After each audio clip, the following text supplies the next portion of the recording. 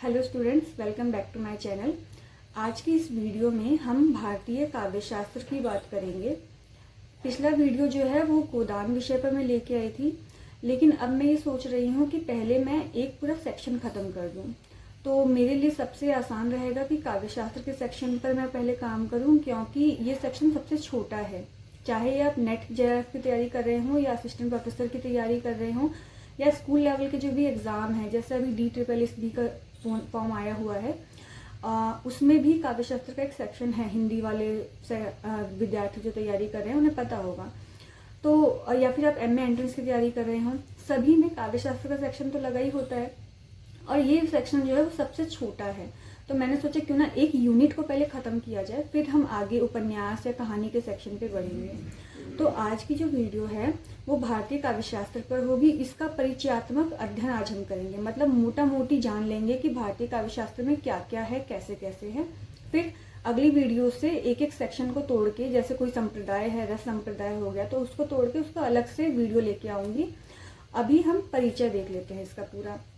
आप जानते हैं मेरा नाम शालू अनंत है। मुझसे जुड़ने के माध्यम आप टेलीग्राम के माध्यम से जुड़ सकते हैं। टेलीग्राम के चैनल को आप ज्वाइन कर सकते हैं। इस पर जो भी मेरे ब्लॉग पोस्ट होंगे, जैसे आज मैंने भारतीय काव्य शास्त्र पर पढ़ाया, तो इस पर एक ब्लॉग पोस्ट मतलब आर्टिकल मैं लिख चुकी हूँ अपने वेबसाइट पर, तो उसका लिंक भी आपको यहाँ मिलेगा। वीडियो जो भी मैं लेके आऊँगी उनके लिंक भी आपको टेलीग्राम पे मिल जाएगा। तो आप सबसे अच्छा रहेगा कि आप टेलीग्राम पर जुड़ जाएं, लिंक आपको डिस्क्रिप्शन में मिल जाएगा। आप हमारे इंस्टाग्राम से भी जुड़ सकते हैं। अब मैं शॉर्ट्स पे भी काम करना शुरू करूँगी धीरे धीरे, तो शॉर्ट्स इस पे भी लाया करूँगी मैं, यूट्यूब पे भी आया करेंगे। मेल के ज़रिए जुड़ सकते हैं। कोई क्वेरी हो, कोई क्वेश्चन हो, कुछ जानना हो, समझना हो आपको, तो उसके लिए आप मेल कर सकते हैं मुझे। और वेबसाइट तो है ही, वेबसाइट पर आप विजिट कर ही सकते हैं टाइम टू टाइम, ताकि आपको पता चलता रहे कि उसमें क्या क्या अपडेट मैं डाल रही हूँ। क्योंकि जो मेरा ये पाठशाला.in वेबसाइट है, इस पर ज़्यादातर हिंदी साहित्य के विद्यार्थियों के लिए कंटेंट जाएगा। बाकी करियर रिलेटेड भी होंगे, पर ज़्यादा जो होगा वो हिंदी साहित्य के विद्यार्थियों के लिए होगा। तो आप टेलीग्राम को ज्वाइन कर सकते हैं और वेबसाइट पे विजिट कर सकते हैं। अब देर ना करते हुए शुरू करते हैं हम अपने काव्यशास्त्र विषय को। तो सबसे पहले समझते हैं कि भारतीय काव्यशास्त्र में काव्यशास्त्र का मतलब क्या है। तो ये दो शब्दों के जोड़ से बना है, काव्य और शास्त्र। काव्य से अर्थ कविता से लिया जाता था। शुरुआत में जब साहित्य की रचना शुरू की गई तो ये पद्यात्मक शैली में था, गद्य शैली का विकास नहीं हुआ था, तो इस वजह से इसे काव्य से जोड़ा गया था। हालांकि अब इसको साहित्य शास्त्र भी कहते हैं कई लोग। शास्त्र का क्या अर्थ है? इसका अर्थ है विज्ञान। विज्ञान मतलब साइंस वाला, फिजिक्स केमिस्ट्री वाला विज्ञान नहीं। विज्ञान का मतलब है कि किसी भी विषय पर विधिवत अध्ययन करना, उसे विज्ञान कहा जाता है। तो काव्य का विधिवत अध्ययन ही काव्य शास्त्र है। वह शास्त्र जिसमें हम कविता के विभिन्न पक्षों का अध्ययन करते हैं, खासतौर पर संस्कृत शास्त्र के नियमों के आधार पर, उसे काव्य शास्त्र कहा जाता है। विविध पक्ष कौन कौन से हैं? जैसे काव्य का स्वरूप क्या है। काव्य के स्वरूप में काव्य लक्षण, काव्य हेतु, काव्य प्रयोजन और काव्य के भेद आ जाते हैं। इसके अलावा शब्द शक्ति हो गई, रस हो गए, दोष, गुण, रीति, अलंकार आदि, इन सभी विषयों का जो अध्ययन है ये काव्य शास्त्र के अंतर्गत किया जाता है। काव्य बनाम साहित्य, इसकी चर्चा बहुत समय से चल रही है। जब आधुनिक युग में आके गद्य का विकास हुआ, कहानियां, उपन्यास, नाटक, निबंध, इन विधाओं का विकास हुआ, उसके बाद कहा गया कि अब काव्य शास्त्र ना कह के साहित्य शास्त्र कहा जाए। हालांकि इस पर अभी मतभेद है, लोग काव्य शास्त्र ही कहना ज्यादा उचित समझते हैं। संस्कृत में साहित्य के लिए काव्य शब्द का प्रयोग किया जाता था, ये मैं आपको बता चुकी हूँ। भारतीय काव्य शास्त्र पे आते हैं, इसकी परंपरा देखते हैं। काव्य शास्त्र शब्द का सर्वप्रथम प्रयोग भोजराज ने किया था अपनी रचना सरस्वती कंठाभरण में। भोजराज ने सरस्वती कंठाभरण में सबसे पहले काव्य शास्त्र शब्द का प्रयोग किया था। देखिए, मैं आपको पिछली वीडियो में बता चुकी हूँ, गोदान वाली वीडियो में, कि मैं यहाँ पर पॉइंट टू पॉइंट चीजें ला रही हूँ उन एग्जाम के पॉइंट ऑफ व्यू से जो मैंने आगे बताया। चाहे आप MA एंट्रेंस की तैयारी कर रहे हो, नेट GRF का हो, असिस्टेंट प्रोफेसर हो, या किसी भी स्कूल लेवल की भर्ती की तैयारी कर रहे हो, तो मैं पॉइंट टू पॉइंट लेके आऊंगी। क्योंकि ऑब्जेक्टिव ही हर जगह आते हैं, सब्जेक्टिव तो बहुत कम ही आता है, रेयर चांस है। जैसे हरियाणा का जो एग्जाम है उसका प्री होगा ऑब्जेक्टिव और सब्जेक्टिव होगा मेंस वाला। तो यहाँ मैं ऑब्जेक्टिव के पॉइंट ऑफ व्यू से सिलेबस लेके आ रही हूँ, तो सब कुछ पॉइंट टू पॉइंट है, इसलिए आपको सब कुछ को ध्यान से सुनना है, समझना है और याद करना है। इसमें से भी सवाल बन सकता है, जैसे काव्यशास्त्र का सर्वप्रथम प्रयोग किसने किया है, तो भोजराज ने। कौन से ग्रंथ में किया है, सरस्वती कंठाभरण में। संस्कृत में काव्यशास्त्र का प्रथम आचार्य किसे माना गया है, भरत मुनि को। इनसे पहले भी एक दो आचार्यों के नाम सुनने को मिलते हैं, भरत मुनि के ही रचना में एक दो और आचार्यों के नाम पता चलते हैं, लेकिन उनका कोई ग्रंथ, उनका कोई साक्ष्य प्रमाण नहीं मिला है हमें अभी तक। इसलिए भरत मुनि को आदि आचार्य और प्रथम आचार्य की संज्ञा दी गई है। तो अगर ये प्रश्न आता है कि कौन है प्रथम आचार्य, आदि आचार्य किसे कहा गया है काव्यशास्त्र का, भारतीय काव्यशास्त्र का, तो भरत मुनि को। संप्रदाय कौन कौन से प्रचलित हैं जिनके बारे में आज हम चर्चा करेंगे, वो देख लेते हैं। रस संप्रदाय, अलंकार संप्रदाय, रीति संप्रदाय, ध्वनि संप्रदाय, वक्रोक्ति संप्रदाय और औचित्य संप्रदाय। तो इन संप्रदायों की हम आज मोटा मोटा चर्चा करेंगे, फिर अलग अलग वीडियो इन संप्रदायों का आएगा जिसमें विस्तार पूर्वक चर्चा करेंगे और देखेंगे किस तरह के प्रश्न उसमें से आ सकते हैं। ये दृष्टि किताब में से मैंने लिया है। हम पहले एक काम करते हैं कि मोटा मोटी देख लेते हैं कि कौन से आचार्य ने किस ग्रंथ की रचना की है, फिर उसको विस्तार पूर्वक देखेंगे, ताकि एक चित्र जब आपके मस्तिष्क में बैठ जाएगा कि हाँ भरत मुनि का नाट्यशास्त्र है, और जब हम उस नाट्यशास्त्र की चर्चा करेंगे तो आपको और अच्छे से पता चल जाएगा उसके बारे में, और अच्छे से याद रहेगा। क्योंकि देखिए ये विषय ऐसा है जो आप रट तो नहीं सकते, रटेंगे तो कुछ समय बाद भूल जाएंगे, आपको समझना पड़ेगा, आपको बार बार रिवीजन करना पड़ेगा, तब जाके आपको ये सब याद होगा। इसलिए पहले हम ये देख लेते हैं, फिर हम विस्तार पूर्वक चर्चा करेंगे। भरत मुनि का है नाट्यशास्त्र ग्रंथ, 2वीं शताब्दी में इनका समय माना गया है। भामा 6वीं शताब्दी के मध्य के हैं, काव्यालंकार है इनका ग्रंथ का नाम।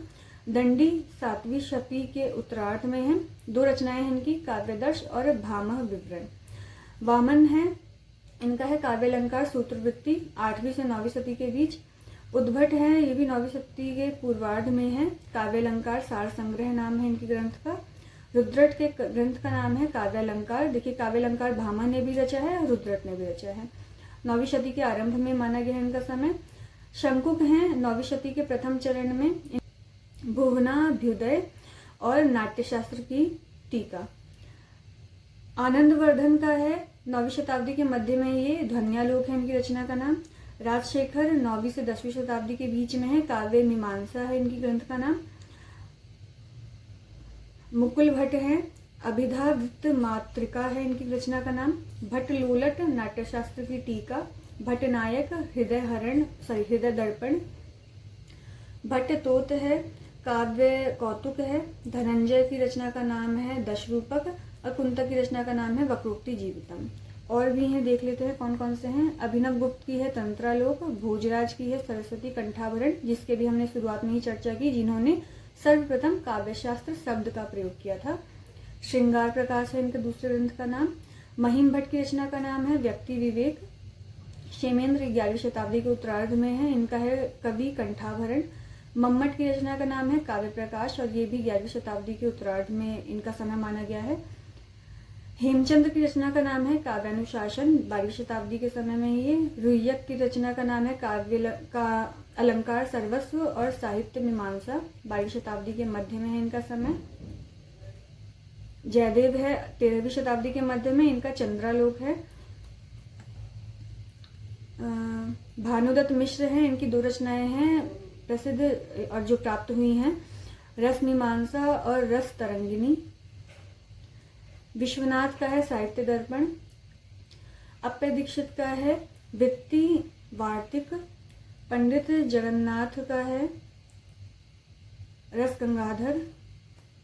और जो प्रमुख थे मैंने उनके नाम बोल दिए हैं, आप पॉज करके वीडियो को ये सारा देख सकते हैं चाहे तो। आगे बढ़ते हैं, अब विस्तार पूर्वक देखते हैं। अभी हमने बस ग्रंथों के नाम और उनका समय देखा, अब हम विस्तार से देखते हैं जो प्रमुख आचार्य रहे हैं, सिर्फ उन्हीं को मैंने यहाँ पे लिया है जिनमें से प्रश्न अक्सर बन जाते हैं एग्जाम में। पहले हैं भरत मुनि, जिन्हें आदि आचार्य की संज्ञा दी है। सबसे पहला प्रश्न तो यहीं से बनता है कि आदि आचार्य किसे कहा जाता है, तो भरत मुनि को। भरत मुनि को संस्कृत काव्यशास्त्र का प्रथम आचार्य माना जाता है।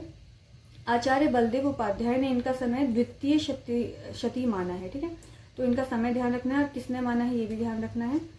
भरत मुनि की नाट्यशास्त्र काव्यशास्त्र का पहला उपलब्ध ग्रंथ है। ठीक है, तो पहला उपलब्ध ग्रंथ कौन सा है? नाट्यशास्त्र। किसकी है? भरत मुनि की। भरत मुनि कौन है? आदि आचार्य माना गया है इन्हें, जिसमें नाटक के सभी पक्षों का विस्तृत विवेचन किया गया है। आचार्य भरत मुनि ने नाट्यशास्त्र को पंचम वेद भी कहा है। तो पंचम वेद की संज्ञा किसे दी गई है, ये भी ध्यान रखना है आपको। अपने पूर्ववर्ती नंदिकेश्वर आदि आचार्यों का रस के संदर्भ में उल्लेख इन्होंने अपनी रचना में किया है, जैसा मैंने पीछे बताया था। नंदिकेश्वर का उल्लेख तो इन्होंने किया है, पर नंदिकेश्वर का कुछ प्रमाण नहीं मिला है, कुछ साक्ष्य नहीं है, और पहला उपलब्ध ग्रंथ भरत मुनि का है, तो इन्हीं को आदि आचार्य मान लिया गया है। नाट्यशास्त्र में 36 अध्याय हैं और लगभग 5000 श्लोक हैं। अब आपने अगर जीआरएफ का क्वेश्चन पेपर देखा हो तो आपको पता होंगे कि इस समय जैसा पैटर्न बन रहा है एग्जाम का, बहुत ही घुमा फिरा के, बहुत ही ऐसे सेक्शन से प्रश्न पूछ लिया जाता है जिसकी कोई उम्मीद नहीं होती है। तो आपको सारे डेटा याद रखने हैं। जैसे 36 अध्याय हैं, तो ये ध्यान रखना है कि कितने अध्याय हैं भरत मुनि के नाट्यशास्त्र में। 36 अध्याय हैं, 5000 श्लोक हैं लगभग। भरत मुनि ने नाट्यशास्त्र के 16वें अध्याय में 10 गुण, 10 दोष और 4 अलंकारों की चर्चा की है। कौन से अध्याय में की है? 16वें अध्याय में। कितने? 10 दोषों की, 10 गुणों की और 4 अलंकारों की। और 4 अलंकार कौन कौन से हैं? यमक, उपमा, रूपक और दीपक। इनके नाम ध्यान रखने हैं। नाट्यशास्त्र के 6म और 7म अध्याय में रस तथा भाव का वर्णन किया गया है और रस को सभी ललित कलाओं का प्राण तत्व माना है। ये यहाँ पे गलती आ गया, यहाँ पे हो जाएगा माना है। ठीक है, तो कौन से अध्याय में रस को सभी ललित कलाओं का प्राण तत्व माना है? 6म मतलब 6th और 7th अध्याय में, 6ठे और 7वें अध्याय में। भरत मुनि ने रस की संख्या है 8 मानी है। ठीक है, तो रसों की संख्या भरत मुनि ने कितनी मानी है? 8 मानी है, ये ध्यान रखना है। अगले हैं भामा। आचार्य बलदेव उपाध्याय ने भामा का समय 6ठी शती माना है। 6ठी शती का पूर्वार्ध निश्चित किया है। भामा कश्मीर के निवासी थे। अधिकतर जो आचार्य हैं शुरुआत के, वो कश्मीर के ही निवासी हैं। सर्वप्रथम भामा ने ही अलंकार को नाट्यशास्त्र की परतंत्रता से मुक्त कर एक स्वतंत्र शास्त्र और संप्रदाय के रूप में प्रस्तुत किया। तो इससे पहले रस संप्रदाय की प्रतिष्ठा कौन कर चुके हैं? भरत मुनि। उन्होंने रस को सभी ललित कलाओं का प्राण तत्व माना है। अब इनके बाद भामा का समय आता है और भामा ने अलंकार को प्रतिष्ठित किया, अलंकार संप्रदाय की शुरुआत की और अलंकार को सभी चीजों का, जैसे रस को रसराज कहा जाता है, वैसे अलंकार को उन्होंने महत्वपूर्ण माना है। बोला है कि अलंकार जो है वो नाट्यशास्त्र की परतंत्रता से मुक्त किया है उसे, और सभी संप्रदायों में से प्रमुख माना है इन्होंने इसे। अलंकार को काव्य का प्राण तत्व इन्होंने माना है। रस को किसने माना था? भरत मुनि ने। अलंकार को किसने माना है? भामा ने। भामा ने काव्यालंकार नामक ग्रंथ की रचना की, जो 6 परिच्छेदों में विभक्त है। परिच्छेद मतलब अध्याय ही है। तो 6 अध्यायों में इन्होंने अपने ग्रंथ को बांटा है। उनमें से क्या क्या है? जैसे काव्य के साधन की बात की है इन्होंने, अलंकार निरूपण किया है, 10 दोष निरूपण, न्याय विरोधी दोष निरूपण और शब्द शुद्ध निरूपण। तो इन सब की चर्चा की है इन्होंने अपने 6 अध्यायों में। भामा के प्रमुख काव्य सिद्धांत निम्नलिखित है। कौन कौन से हैं देख लेते हैं। शब्द तथा अर्थ दोनों का काव्य होना, मतलब शब्दार्थों सहितो काव्यम। इसकी शब्दार्थों सहितो काव्यम, ये जो श्लोक है ये किसने दिया है? भामा ने दिया। ये आपको ध्यान रखना है। मतलब शब्द और अर्थ के साथ होने का ही नाम काव्य है, ऐसा भामा ने कहा है। भरत मुनि द्वारा वर्णित 10 गुणों के स्थान पर 3 गुण उन्होंने माने हैं। कौन कौन से? माधुर्य, ओज होगा यहाँ पे, माधुर्य, ओज और प्रसाद। 3 गुणों की इन्होंने चर्चा की है। 10 गुणों के स्थान पर भामा ने 3 गुणों की चर्चा की है, भरत मुनि ने 10 गुणों की। और इन 3 गुणों का वैज्ञानिक वर्गीकरण किया इन्होंने। वक्रोक्ति को सभी अलंकारों का प्राण माना है इन्होंने। बाद में जाके वक्रोक्ति एक अलग से संप्रदाय बन जाता है, लेकिन भामा ने अलंकारों में सबसे सर्वश्रेष्ठ अलंकार का जो प्राण तत्व माना है वो है वक्रोक्ति। दंडी पे आते हैं अगले आचार्य दंडी का समय 7वीं शती स्वीकार किया जाता है। ये दक्षिण भारत के निवासी थे। दंडी अलंकार संप्रदाय से संबद्ध थे, मतलब अलंकार जो भामा का संप्रदाय था, भामा ने जिस संप्रदाय की शुरुआत की थी उसी को आगे बढ़ाया है दंडी ने, तथा काव्यादर्श नामक ग्रंथ की रचना की। तो इनके ग्रंथ का नाम भी ध्यान रखना है। आचार्य बलदेव उपाध्याय दंडी को रीति संप्रदाय का मार्गदर्शक भी मानते हैं। तो इन्होंने जो दंडी है, इन्होंने काव्यदर्श में अलंकार की जो चर्चा की है, अलंकार संप्रदाय से संबंधित है, लेकिन अपने ग्रंथ के माध्यम से इन्होंने रीति संप्रदाय का भी मार्ग प्रशस्त किया है। आगे चलकर रीति संप्रदाय की जो नींव पड़ती है, जो विकास होता है, उसकी नींव दंडी के काव्यादर्श से ही मानी जाती है। दंडी जो है वो प्रथम आचार्य थे जिन्होंने वैदर्भी तथा गौणी रीति के पारस्परिक अंतर को स्पष्ट किया तथा इसका संबंध गुण से स्थापित किया। काव्यादर्श में 4 परिच्छेद तथा लगभग 650 श्लोक हैं। तो ध्यान रखना है कितने अध्याय हैं इसमें, 4 अध्याय हैं। कितने श्लोक हैं माने गए हैं, 650 श्लोक माने गए हैं। कौन कौन से अध्याय हैं 4, वो उन चारों के नाम क्रम से दिए हैं, ये देख लेते हैं। हो सकता है डीप बनाने का प्रयास करे अगर एग्जामिनर, तो पूछ सकता है कि काव्यादर्श के तीसरे अध्याय में किस चीज का वर्णन है या दूसरे में किस चीज का वर्णन है। तो क्रम से आपको पता होना चाहिए। 4 ही हैं तो वो देख लेते हैं। पहले में क्या किया इन्होंने, काव्य लक्षणों की चर्चा की है, भेद, रीति तथा गुणों का विवेचन किया है। दूसरे अध्याय में अर्थालंकार निरूपण है। तीसरे अध्याय में शब्दालंकार निरूपण, विशेषकर यमक की चर्चा की है इन्होंने तीसरे अध्याय में। और चौथे अध्याय में 10 विध काव्य दोषों का विवेचन किया है। अगले आचार्य हैं उद्भट। उद्भट जो है वो अलंकार से संबंधित आचार्य हैं। इनका समय 8वीं शती का उत्तरार्ध माना जाता है। बलदेव उपाध्याय ने इन्हें कश्मीर के राजा जयापिंड का सभा पंडित माना है।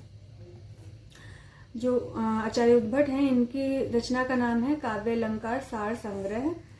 ठीक है, इसमें इन्होंने अलंकारों का आलोचनात्मक एवं वैज्ञानिक ढंग से विवेचन किया है। तो बेशक अलंकार संप्रदाय की स्थापना भरत मुनि ने की थी, लेकिन अलंकार संप्रदाय को वैज्ञानिक रूप से विवेचित करने का और आलोचनात्मक विवरण और आलोचनात्मक ग्रंथ जो लिखा है वो उद्भट ने लिखा है। क्या कौन सी रचना है इनकी, काव्य अलंकार सार संग्रह।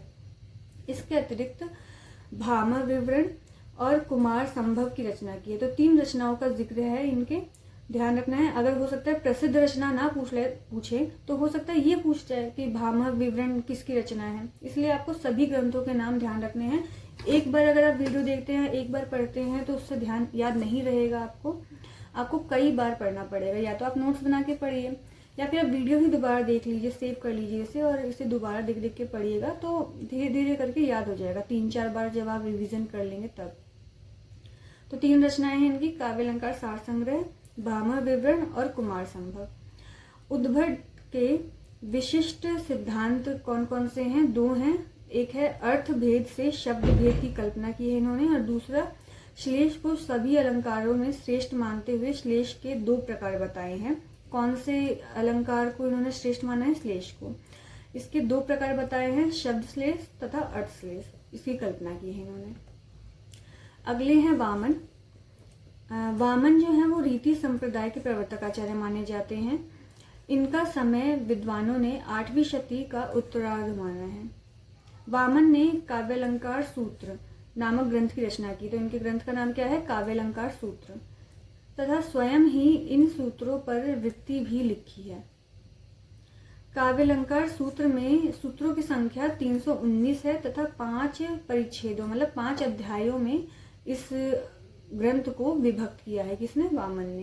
कौन से संप्रदाय के प्रवर्तक आचार्य हैं, रीति संप्रदाय के। वामन के प्रमुख काव्य सिद्धांत कौन कौन से हैं, रीति को काव्य की आत्मा माना इन्होंने। क्या श्लोक दिया, रीतिरात्मा काव्यस्य। गुण तथा अलंकार का परस्पर विभेद तथा गुणों को अलंकार की अपेक्षा अधिक महत्व दिया है।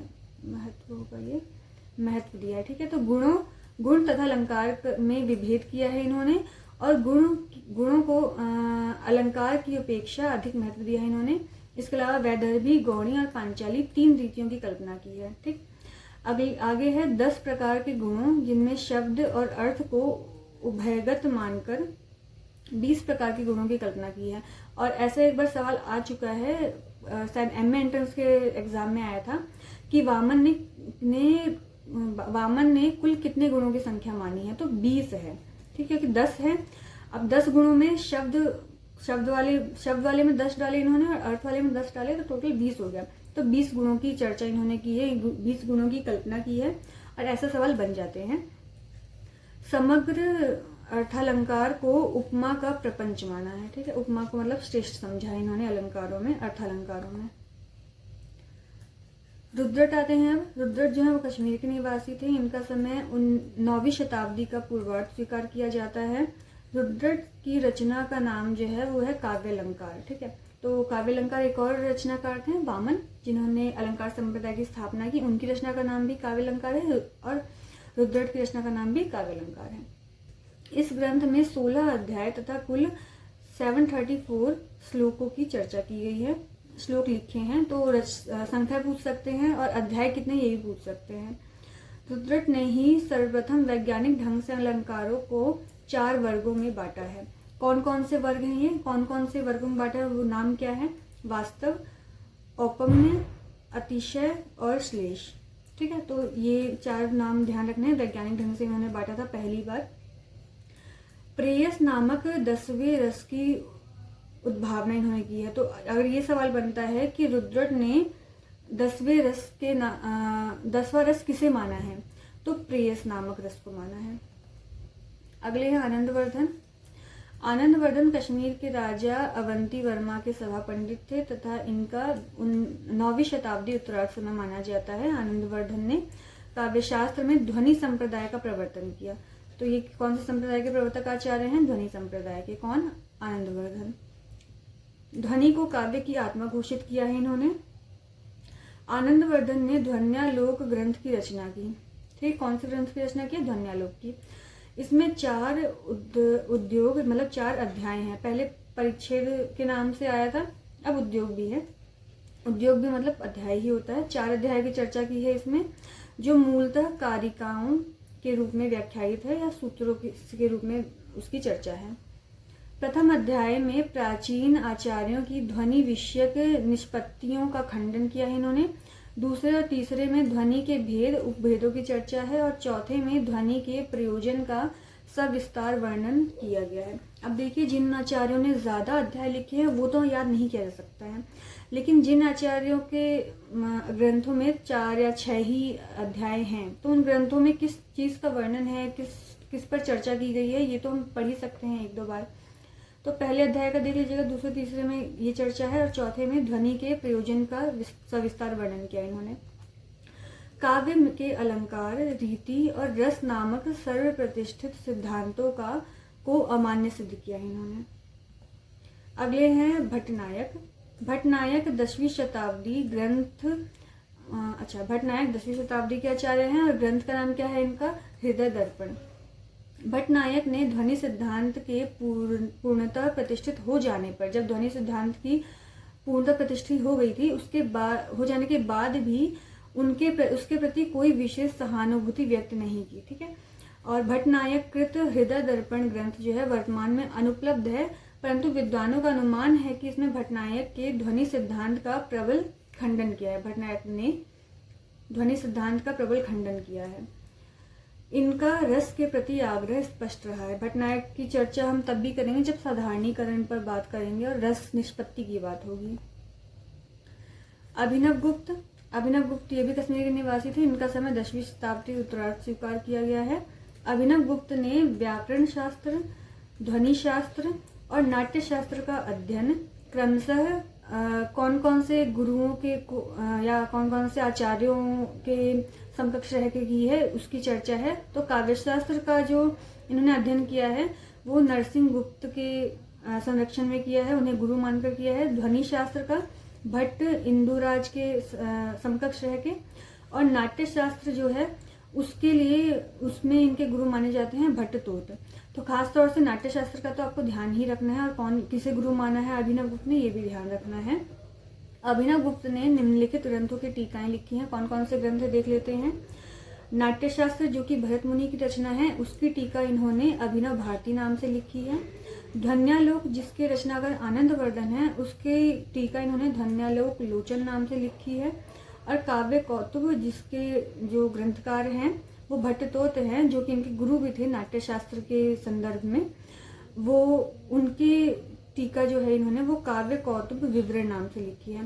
तो इन दोनों में तो ज्यादा डिफिकल्ट होगा नहीं, ध्वन्यालोक लोचन जोड़ दिया है इसमें विवरण जोड़ दिया है।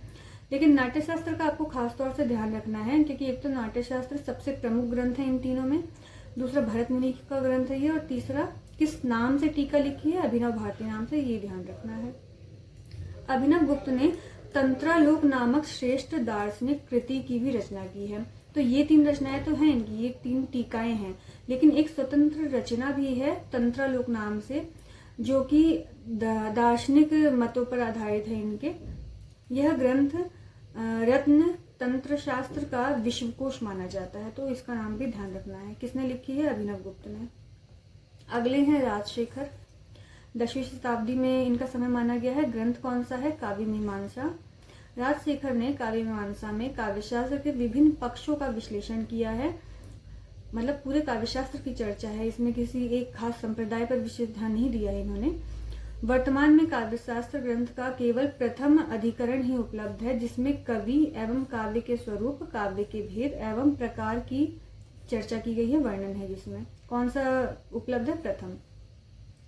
काव्य पुरुष, काव्य की पुरुष के रूप में कल्पना इन्होंने की है, का प्रसिद्ध रूपक राजशेखर की ही निजी कल्पना है। ठीक है, तो काव्य पुरुष की कल्पना किसने की है, ये अगर सवाल बनता है तो किसने की है? राजशेखर ने। अपने कौन से ग्रंथ में की है? काव्य मीमांसा में की है।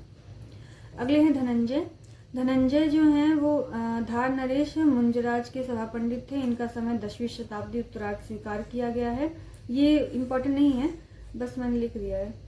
धनंजय जो हैं वो ध्वनि विरोधी आचार्य थे तथा दश रूपक नामक ग्रंथ की रचना इन्होंने की है।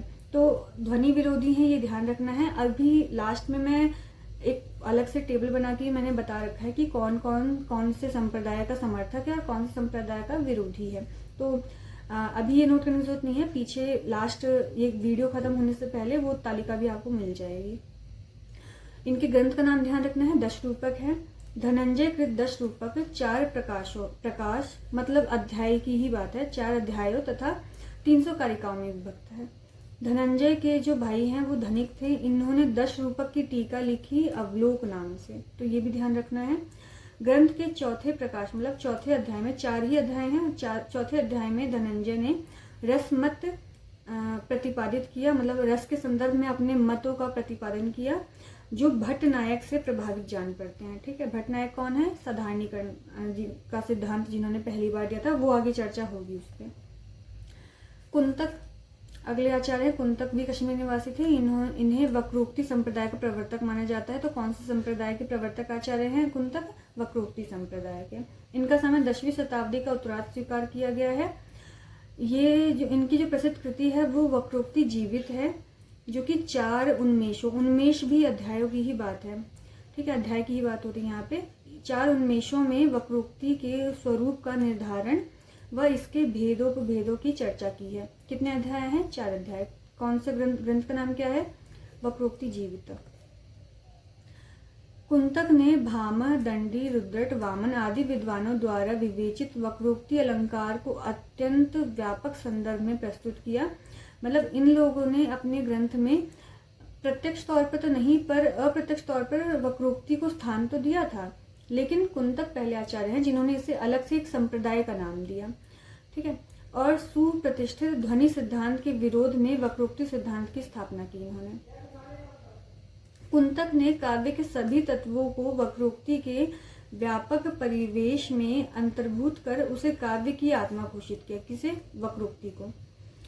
उनकी दृष्टि में प्रसिद्ध कथन की शैली से भिन्न चारुत्व, विचित्र एवं असाधारण वर्णन शैली ही वक्रोक्ति है। तो वक्रोक्ति इन्होंने किसे माना है? जो कि प्रसिद्ध कथन की शैली से भिन्न, मतलब अब तक जो कहा गया है उसमें कुछ अलग प्रकार की शैली का जब इस्तेमाल किया जाए, चारुत्व, विचित्र, जो वाक्य कहा जा रहा है, जो बात कही जा रही है उसमें चारुत्व हो और असाधारण विवरण हो जिसमें, उस शैली को इन्होंने वक्रोक्ति कहा है। भोजराज की चर्चा कर लेते हैं हम। अगले भोजराज है कुंतक के बाद। भोजराज दार प्रदेश के राजा थे। इनका समय 11वीं शती का पूर्वार्ध माना जाता है। इन्होंने सरस्वती कंठाभरण तथा श्रृंगार प्रकाश नामक 2 ग्रंथों की रचना की।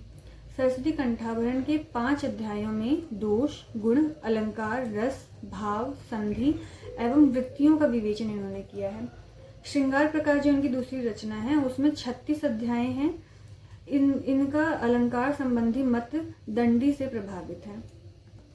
क्षेमेंद्र आते हैं फिर। कश्मीर निवासी क्षेमेंद्र 11वीं शताब्दी के उत्तरार्ध में स्वीकार किए गए हैं और क्षेमेंद्र जो हैं वो औचित्य संप्रदाय के प्रवर्तक माने जाते हैं। देखिए, वैसे तो ज़्यादातर आचार्यों ने जो इन सब भारतीय काव्यशास्त्र के जो आचार्य हैं उन्होंने 5 ही संप्रदायों की चर्चा की है, 5 ही संप्रदाय माना है। लेकिन एक छठे संप्रदाय के रूप में औचित्य संप्रदाय को क्षेमेंद्र ने स्थापित किया। हालांकि बहुत सारे आचार्यों ने इसको प्रमाणित नहीं माना, इसको संप्रदाय के रूप में स्वीकार नहीं किया, फिर भी क्षेमेंद्र इसके प्रवर्तक आचार्य हैं, हमें ये ध्यान रखना है। इनके गुरु कौन थे? अभिनव गुप्त थे। इन्होंने 4 ग्रंथों की रचना की है। कवि कंठाभरण, औचित्य विचार चर्चा, जिसमें खास तौर से इन्होंने औचित्य संप्रदाय की चर्चा की है, सुवित तिलक और दशावतार चरित। अगले हैं मम्मट। मम्मट का समय 11वीं शताब्दी का उत्तरार्ध स्वीकार किया जाता है। मम्मट ने काव्य प्रकाश नामक ध्वनि समर्थक ग्रंथ की रचना की है। तो मम्मट जो है वो ध्वनि समर्थक आचार्य हैं। इन्होंने काव्य प्रकाश नामक ग्रंथ की रचना की है, जिसमें कुल 10 उल्लास मतलब अध्याय हैं। अलग अलग नामों से अध्यायों को इसमें वर्णित किया गया है, तो कंफ्यूज नहीं होना है, सब कुछ ये सब अध्याय ही हैं। तो 10 उल्लास की चर्चा की है। 10 उल्लासों मतलब 10 अध्यायों में काव्य प्रकाश को विभक्त किया है।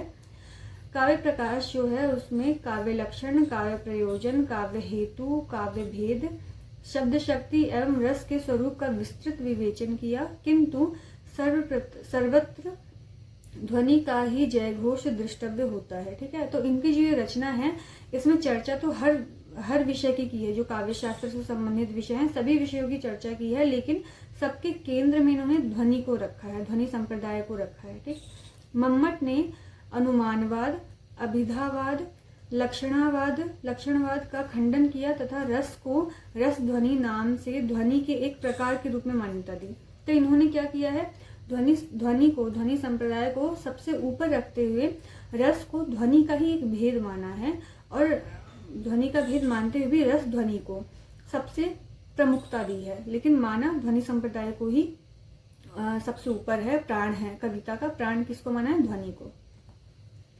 अगले हैं विश्वनाथ कविराज। विश्वनाथ का समय 14वीं शताब्दी का पूर्वार्ध स्वीकार किया जाता है।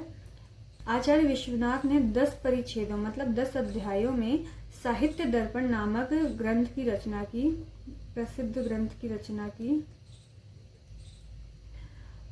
साहित्य दर्पण है इनका रचना का नाम, ये ध्यान रखना है आपको। आचार्य विश्वनाथ ने रस को काव्य का सर्वस्व घोषित करते हुए भी ध्वनि के माध्यम से अभिव्यक्ति पाने वाले रस अथवा रस ध्वनि को उत्तम काव्य के रूप में स्वीकार किया। मतलब इन्होंने रस को भी प्रमुख माना है, ध्वनि को भी माना है, लेकिन फिर भी रस ध्वनि के नाम से इसकी व्याख्या की है। पंडित राज जगन्नाथ की बात करते हैं। ये ध्वनि मत के अंतिम समर्थक आचार्य हैं। ये इनका समय 17वीं शताब्दी का प्रथम चरण माना जाता है। पंडित राज जगन्नाथ ने रस गंगाधर नामक प्रौढ़ ग्रंथ की रचना की। ठीक है, तो इनके ग्रंथ का नाम क्या है? रस गंगाधर। अप्पर दीक्षित तथा अनेक पूर्ववर्ती काव्य शास्त्रियों के मतों का तर्कपूर्ण खंडन कर ध्वनि मत का समर्थन किया। इन्होंने ध्वनिवाद के प्रबल समर्थक होने के बावजूद रस की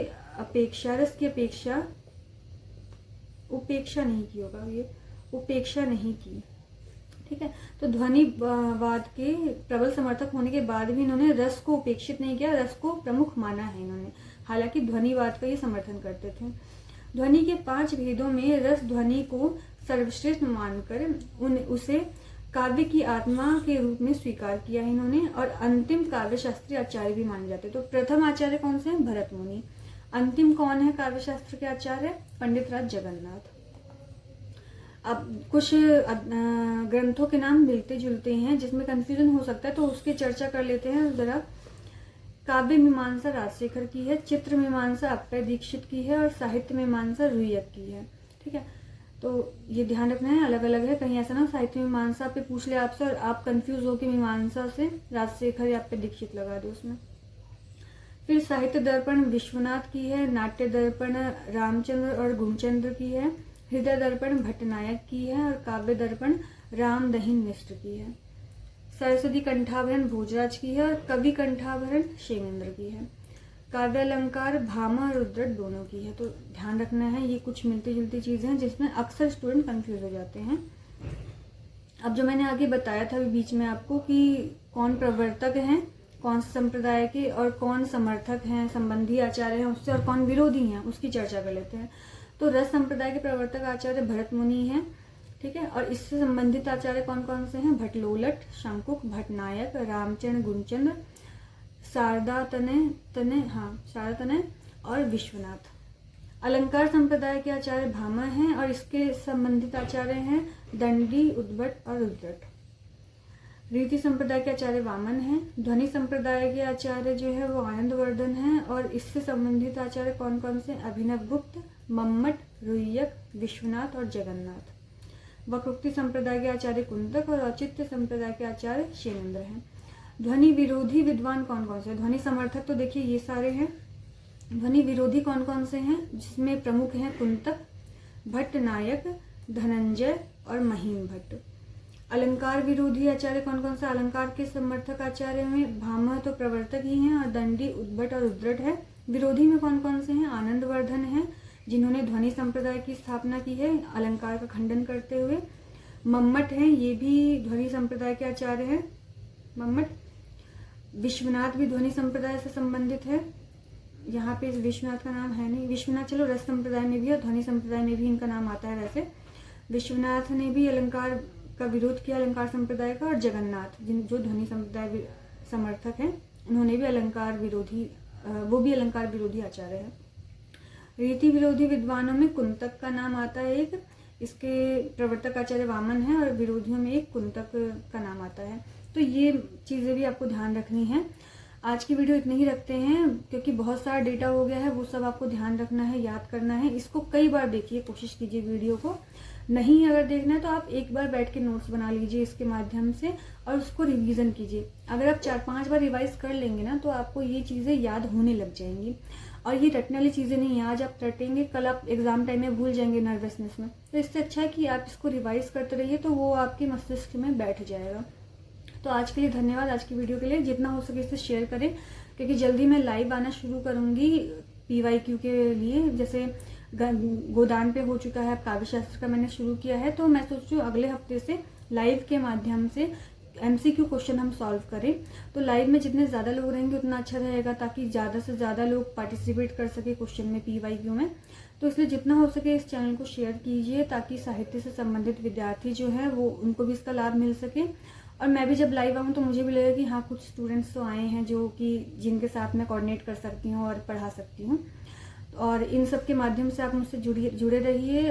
इन सब के लिंक आपको डिस्क्रिप्शन में मिल जाएगा। मिलते हैं अगली वीडियो में।